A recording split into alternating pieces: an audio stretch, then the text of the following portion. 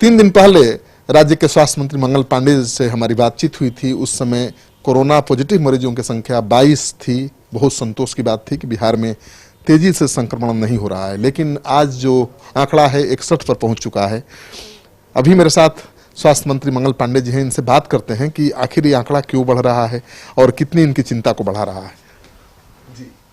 देखिए, आपके ध्यान में आया होगा विषय कि सिवान में एक व्यक्ति ओमान से आता है और वो सिवान के रघुनाथपुर ब्लॉक का रहने वाला है, पंजुआर गांव है, और वह एक व्यक्ति 22 और लोगों को संक्रमित कर देता है और कुल पंजुआर गांव में संक्रमितों की संख्या अचानक से बढ़ के 23 हो जाती है।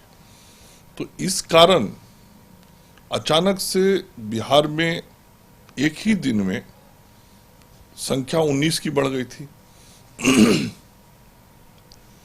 फिर इधर के 2 दिनों को देखेंगे तो कल 2 पॉजिटिव आए, वो भी दोनों उसी गांव के थे, और आज एक केस आया है नवादा का। तो फिर पिछले 48 घंटों में 3 केस आए। तो एक दिन जो अप्रत्याशित वृद्धि हुई उसको छोड़ के देखें तो नियंत्रित है अभी तक बिहार। और यह संक्रमण किस तरीके से फैल सकता है इसका भी उदाहरण है रघुनाथपुर का पंजुआर गांव, कि एक व्यक्ति के कारण आज 23 लोग संक्रमित हैं। इसलिए जो बार बार सोशल डिस्टेंसिंग की बात कही जा रही है उस पे सब लोगों को ध्यान देना पड़ेगा। यदि सोशल डिस्टेंसिंग नहीं होगी तो किसी एक व्यक्ति से यह कितने में बढ़ जाएगा नहीं कहा जा सकता है। इसलिए हम सब लोगों को सावधानी रखने की जरूरत है। लेकिन वहां पर कहाँ चूक हुई कि एक आदमी इतना लोगों को संक्रमित कर दिया? वो बाहर से आया था तो सबको पता था कि बाहर से आया है। गांव के लोगों ने पहले दूरी बनाने की कोशिश भी की थी, लेकिन फिर भी वो जाता रहा, समारोह में, शादी ब्याह में, हर जगह गया। वो प्रशासन से चूक नहीं हुई? आपको नहीं लगता? प्रशासन से कैसे चूक हुई? प्रशासन को तो जैसे जानकारी लगा उसकी जांच कराई गई। जांच कराने के बाद जैसे रिपोर्ट उसका पॉजिटिव आया तो फिर उसके कॉन्टेक्ट्स के जितने लोग थे उसकी जांच कराई गई। जो बिल्कुल घर परिवार के नजदीक के क्लोज कॉन्टेक्ट के लोग थे उनसे पता लगा तो और लोगों की जांच कराई गई, और कुल मिला के 2 दिनों के अंदर सभी की जांच करा के 23 लोगों को चिन्हित कर लिया गया। तो जैसे ही जानकारी मिली ये सारी चीजें तुरंत हुई।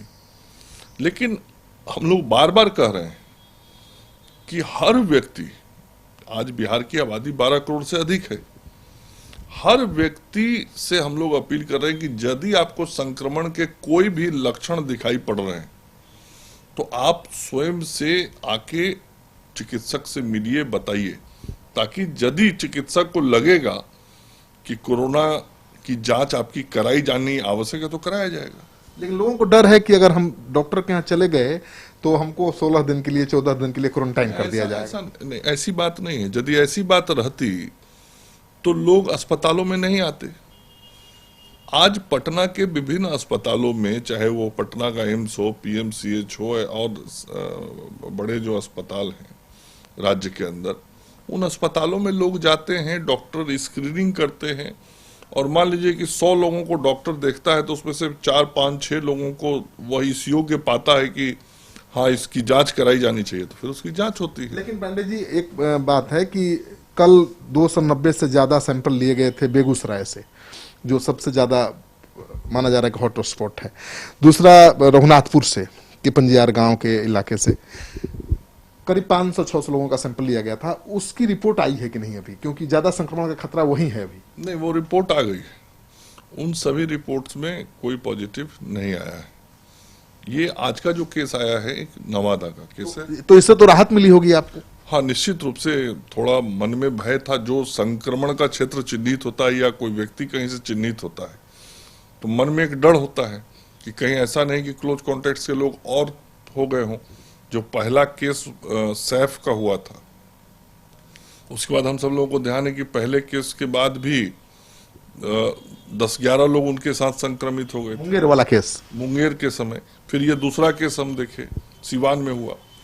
तो जब भी कहीं संक्रमण का खबर मिलता है तो क्लोज कॉन्टेक्ट्स के लोगों को इसीलिए सैंपलिंग कराते हैं, जांच कराते हैं कि यदि कोई संक्रमित हुआ है तो ये चेन टूट जाए। अच्छा, मरकज जमात से कितना खतरा है संक्रमण का बिहार में?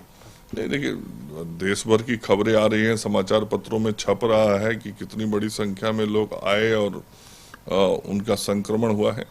बिहार में जो सूचनाएं मिली उन सभी लोगों का सैंपलिंग कराया गया और उसमें किसी का पॉजिटिव नहीं मिला। एक नवादा का केस आया था जिसके बारे में ये बताया गया था कि वो दिल्ली से आए थे। नहीं, बेगूसराय में 2 मरकज जमात के लोग मिले हैं जिनका पॉजिटिव मिला है। वो धर्म प्रचार भी कर रहे थे, कई गांवों में गए हैं, सैकड़ों लोगों से मिले हैं और सरकार का तो यही मानना है कि सबसे ज्यादा चिंता की बात वही है कि बेगूसराय में कहीं ज्यादा तो नहीं फैल गया। इस संबंध में गृह विभाग के लोग बता पाएंगे। अच्छा, और बाकी जो बीमारियों से लोग ग्रसित हैं उनके लिए क्या व्यवस्था है कि उनको दिक्कत ना हो? नहीं, बाकी अस्पतालों में ओपीडी चल रहा है, इलाज चल रहा है, इसीलिए पटना आईजीएमएस हॉस्पिटल को हमने पूरी तरीके से कोविड फ्री हॉस्पिटल घोषित कर दिया है। पीएमसीएच में भी इलाज चल रहा है, पटना के एम्स में भी चल रहा है, जो भी अस्पतालें हैं उसमें इलाज चल रही है। अभी एक तस्वीर सामने आई है, आपने देखा होगा, जहानाबाद, जहां पर एक बच्चे ने दम तोड़ दिया, एम्बुलेंस नहीं मिलने की वजह से, मरने के बाद भी एम्बुलेंस नहीं मिला गाँव ले जाने की। नहीं, घटना की जानकारी मुझे मिली, सिविल सर्जन को निर्देश दिया गया है कि पूरी चीजों की जांच करके और रिपोर्ट दें और जो दोषी होगा उस पर कार्रवाई होगी। क्या चेतावनी देंगे ऐसे लोगों को, ऐसे डॉक्टरों को? ऐसा कोई भी व्यक्ति यदि गलती करेगा तो उस पर नियमानुकूल कार्रवाई होगी। अच्छा, अभी तक कितने सैंपल की जांच रोज हो रही है? बढ़ी है संख्या और बढ़ाना चाहते हैं जांच केंद्र? हाँ, जांच केंद्र बढ़ाने का कल भी हमने आग्रह किया है अपने केंद्रीय मंत्री जी से और आश्वासन भी मिला है कि आगे आने वाले दिनों में जांच केंद्र बिहार में बढ़ेगा, जिसमें पटना एम्स में बढ़ने की संभावना तुरंत की है कि अगले कुछ दिनों में वहां इसकी शुरुआत हो जाएगी। इसके अलावा भारत की सरकार ने यह निर्णय किया है कि राज्य के सभी मेडिकल कॉलेज जो हैं वहां आगे आने वाले दिनों में जांच की सुविधाएं हो जाएं, उसके लिए आवश्यक उपकरण सामग्रियों की जो जानकारी है, तो भारत सरकार ने एक डायरेक्शन दिया है कि आईसीएमआर से सभी मेडिकल कॉलेज कांटेक्ट करें, संपर्क करें और किस तरीके से लैब स्थापित करना है उस बारे में भी बात करें। तो हमारे राज्य के अंदर भी जो अन्य मेडिकल कॉलेज हैं वो लोग भी इस काम को करेंगे। निजी अस्पतालों में जांच शुरू होगी क्या? नहीं, निजी अस्पतालों की मैं बात नहीं कर रहा हूँ, मैं मेडिकल कॉलेज हॉस्पिटल्स की बात कर रहा हूँ। अच्छा, अब बहुत ऐसे किट्स आ गए हैं जिससे खुद आदमी 10 मिनट में या 15 मिनट में अपना जांच कर सकता है, तो क्या इस तरह के किट्स का इस्तेमाल सरकार भी करेगी कि ज्यादा से ज्यादा लोगों की जांच हो जाए? मुझे नहीं मालूम, ऐसे किट्स यदि कहीं आए हैं तो उसकी जानकारी आपके द्वारा दी जाएगी, तो मैं जरूर आईसीएमआर से बात करूंगा कि ऐसे किट्स बाजार में हैं, हम क्या करें। अभी कितना समय लगता है जांच रिपोर्ट आने? अभी जो आरटीपीसीआर मशीन पे जांच होती है उसमें लगभग 6 घंटे लगते हैं रिपोर्ट आने में।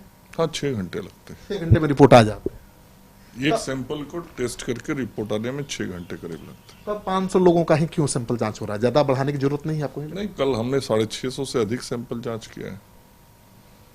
कितना चाहते हैं आपकी हो? नहीं, हम तो चाह रहे हैं कि और अधिक संख्या में हमारे लेबोरेटरी को मान्यता मिल जाए आईसीएमआर से, तो जो संख्या बढ़ेगी तो क्षमता भी हमारी स्वाभाविक है कि बढ़ती जाएगी। बिहार के लोगों के लिए कोई संदेश? मेरा यही बार बार संदेश है कि लॉकडाउन में घर के अंदर रहें, सोशल डिस्टेंसिंग का पूरा पालन करें और यदि किसी विशेष परिस्थिति में घर से बाहर निकलना पड़ता है तो मुंह पे घर में बना हुआ मास्क लगा लें, नहीं हो तो गमछा लपेट लें ताकि नाक और मुंह ढका रहे। तो ये सावधानियां हम सब लोग बरतेंगे तो हम कोरोना से बच पाएंगे। सब्जी बाजारों में सोशल डिस्टेंसिंग नहीं रखा जा रहा है, लोग उमड़ रहे हैं, सब्जी बाजार में भीड़ उमड़ रही है। सरकार ने भी चिंता जताई है, मुख्यमंत्री ने भी चिंता जताई है, नगर निगम ने कह दिया कि अब ठेला पर डोर टू डोर सब्जी बेची जाएगी, लेकिन अभी भी सब्जी बाजार में ठेला पर ही सब्जी बेची जा रही है, लेकिन वैसे ही बेची जा रही है जैसे पहले। भीड़ लग रही है, सोशल डिस्टेंसिंग का पालन नहीं हो रहा है। जिला प्रशासन इन सारी चीजों की चिंता कर रहा है और हर जिले में जो अलग अलग स्थिति है समय और स्थान के अनुसार जिला प्रशासन निर्णय करके कार्रवाई कर रहा है। बिहार के लोगों को ज्यादा डरने की जरूरत नहीं है, पैनिक में आने की जरूरत नहीं है, नियंत्रित है। नहीं, देखिए सबको सावधानी और सतर्कता रखने की निहायत जरूरत है। देखिए मंत्री जी कह रहे हैं कि डरने की जरूरत तो नहीं है, लेकिन सबको सावधानी बरतने और सतर्कता बरतने की निहायत जरूरी है। यानी लॉकडाउन का पालन अगर आपने नहीं किया तो समझिए खतरे में है आपकी जान।